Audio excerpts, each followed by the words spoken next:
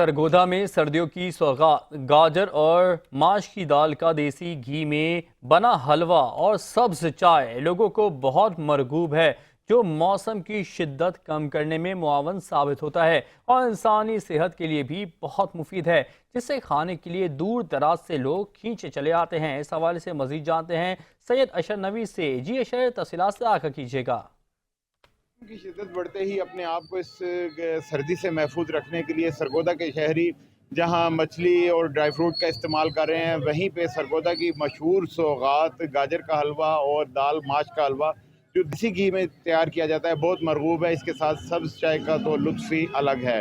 हमारे साथ एक शहरी मौजूद है, आइए इस हवाले से उनसे दरियाफ्त करते हैं। जी बिल्कुल, ये हमारे पास सरगोधा में एक वाकई सौगात है और सबसे पुरानी दुकान है ये। और यहाँ पर इस लिहाज से गाजर का हलवा हो गया, दाल का हलवा हो गया, सब्ज़ चाय, काफ़ी लोग दूर दूर से इसको रिकॉग्नाइज़ करते हैं और पीने के लिए आते हैं। और मैं भी इसलिए काफ़ी तकरीबन 10 किलोमीटर दूर से सिर्फ इस सर्दी के मौसम में यहाँ पर सिर्फ इस सब्ज़ चाय को और दाल के हलवे को एंजॉय करने हैं।